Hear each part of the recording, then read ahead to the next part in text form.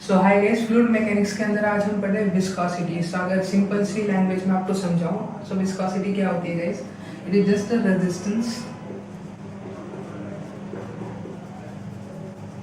Resistance to a fluid, right. अगर आप देखोगे तो सॉलिड जब इंटरैक्ट करते हैं एक दूसरे से, व्हेन सॉलिड से इंटरैक्ट विद ईच अदर, जब दोनों पास में आते हैं तो वहाँ पे एक फोर्स क्रिएट होता है जिसे आप फ्रिक्शन कहते हो। सो जैसे फ्लूइड के अंदर में जो रेजिस्टेंस वही होता है, उसे आप कहते हैं विस्कोसिटी। अभी हम बात करते हैं इसकी विस्कोसिटी क्यों, मतलब व्हाट इज द रीजन यहाँ पे विस्कोसिटी क्यों आ रही है। सो ये साइंस है, यहाँ पे लॉजिक होता है। So what is the reason, so हम रीजंस देख लेते हैं जल्दी से।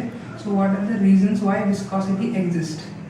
सो रीजन नंबर 1 होता है गाइस, वो होता है आपके cohesive force and the second thing is intermolecular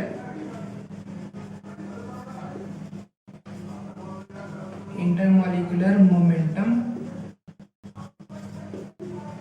transfer.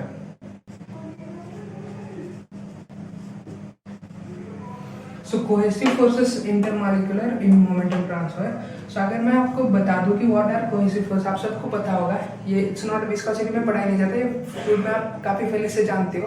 Cohesive force में आपको फिर भी बता दूं, ये जो कोहेसिव फोर्स होता है ना, जैसे आप कोई फ्लूइड मान लो, एक फ्लूइड के अंदर जो मॉलिक्यूलर फोर्सेस है वो कितने पास में है, उनका अट्रैक्शन कितना अट्रैक्ट हो रहा है, तो ये जो फोर्स है उसे कहते हैं कोहेसिव फोर्स। इसमें इंपॉर्टेंट चीज है जो हम सबको पता होनी चाहिए, that is intermolecular momentum transfer. इसके हम बात करेंगे इस, मैं आपको इसका एक एग्जांपल दे देता हूँ। ये जो इंटरमॉलिक्यूलर ट्रांसफर होता है गाइस, ये मोमेंटम ट्रांसफर, लेट्स से हमारे पास कुछ पार्टिकल्स है ऐसे, और ये जो पार्टिकल्स है एयर में घूम रहे हैं, ये जो पार्टिकल्स है एयर में जो मॉलिक्यूल्स है गाइस, ये यहाँ वहाँ घूमते हैं, इसके अंदर एक एनर्जी होती है। आप सबको पता है कि kinetic theory of gases KTG में हम पढ़ते हैं कि एवरी पार्टिकल है उसकी एक एनर्जी है, और उस एनर्जी के कारण ना वो एक दूसरे के जैसे यहाँ पे ये ट्रांसफर हो रहा है। सो लेट्स कि एक एनर्जी आती कहाँ से, सो लेट्स से अगर इस पार्टिकल को हम देखेंगे, सो इसका कुछ मास है, और ये अगर यहाँ जा रहा हो तो इसकी कुछ वेलोसिटी है। अगर किसी भी मॉलिक्यूल का आप देखोगे इसका मास और वेलोसिटी है, अगर इन दोनों चीजों को आप मिला लो, so what is that, this is P is equal to mv, और P is equal to mv, ये आपका होता है मोमेंटम। सो यहाँ से ये आया कि इंटरमॉलिक्यूलर मोमेंटम ट्रांसफर, सो ये यहाँ से मोमेंटम आ जाता है। सो ये सब बेसिक था गाइस। अभी हम जो अपना मेन विस्कोसिटी है उस पे आते हैं, एक एग्जांपल ले लेंगे गाइस। सो हमने क्या किया, हमने यहाँ पे एक सॉलिड सरफेस है यहाँ पे गाइस। सो इस सॉलिड सरफेस के ऊपर हम एक फ्लूइड डाल देते हैं। तो हमने एक फ्लूइड डाल दिया यहाँ पे, ये देखो आप, ये आपका फ्लूइड है ऑब्वियसली। तो अगर ये आपका फ्लूइड का जो रोटेशन नंबर है गाइस, जिसे Ku अगर ये छोटा है 0101, सो आप इसे ना कंटिन्यूम फ्लूइड मानते हैं। अगर ये कंटिन्यूम फ्लूइड है तो आप कह सकते हो कि ये जो इसकी जो फर्स्ट लेयर है, तो जो इसकी फर्स्ट लेयर है ना ये वाली, तो ये फर्स्ट लेयर चिपकी हुई होगी। अगर ये लेयर इस सॉलिड सरफेस से चिपकी हुई है तो यहाँ की जो वेलोसिटी होगी वो होगी 0 गाइस।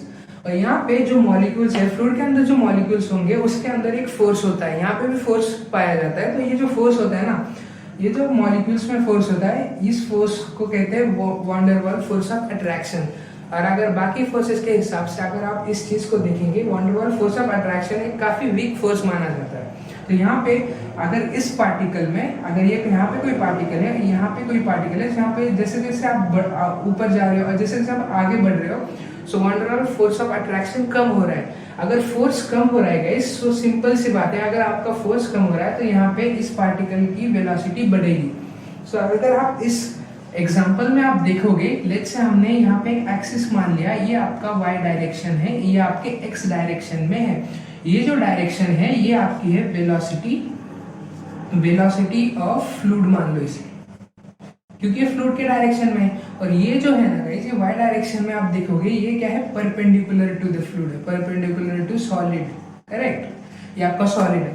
सो अगर आप देखोगे इसमें जैसे जैसे आप ऊपर जा रहे हो वैसे वैसे वॉन डेर वाल्स फोर्स कम हो रहा है, और जैसे जैसे वॉन डेर वाल्स फोर्स कम हो रहा है उसकी वेलोसिटी बढ़ रही है। तो इसका अगर हम ग्राफ बनाएंगे गाइस, ग्राफ बनाएंगे तो कुछ ऐसा जाएगा ये वाला, करेक्ट। तो यहाँ पे ये देख रहे हो कि जैसे आप ऊपर जा रहे हो वैसे इसकी वेलोसिटी बढ़ रही है। सो ये जो ग्राफ होता है ना गाइस, इस ग्राफ को आप क्या कहते हो, velocity velocity profile graph, right. Velocity profile का अभी हम क्या करेंगे इस पे एक पॉइंट ले लेते हैं। Let's say this is a. क्यों ना मैं आपको नेक्स्ट में समझा देता हूँ। यहाँ पे पूरा हौच पौच हो गया, ये तो आपको सब पता ही है। वैसे तो आज जो भी हो रहा है वो सब इंट्रोडक्शन ही है इसकी, मतलब ये चीजें आपको पता होनी चाहिए, तब आप फ्लूइड में आगे बढ़ सकते हो। सो हमने लिया था वो वाला एग्जांपल कि यहाँ पे आपका सॉलिड सरफेस था। यहाँ पे जल्दी जल्दी बना लेता हूँ मैं, टाइम वेस्ट नहीं करेंगे। सो ये आपका लेयर था और हमने यहाँ पे लिया था एक एक्सिस, ये आपका वाई है। यहाँ पे मैं लिखूंगा नहीं, फिर से आपको पता है यहाँ पे एक्स था। सो लेट्स से ये जो इसका ये ग्राफ कुछ ऐसा जा रहा था।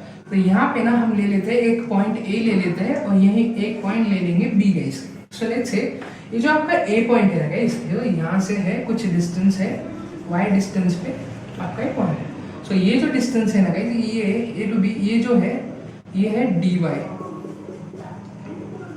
This is D Y, correct. ये आपका पॉइंट। सो आपका जो बी पॉइंट है, ये बी पॉइंट आपका है वाई प्लस डी वाई पे।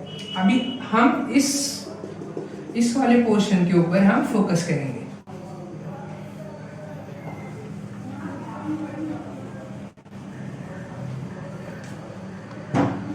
सो हमने यहाँ पे एक्सिस बना लिया और जो पोर्शन जो होगा, जो वहाँ पे डी वाई का जो पोर्शन था, ये कुछ रेक्टेंगुलर बॉक्स की तरह होगा गाइस।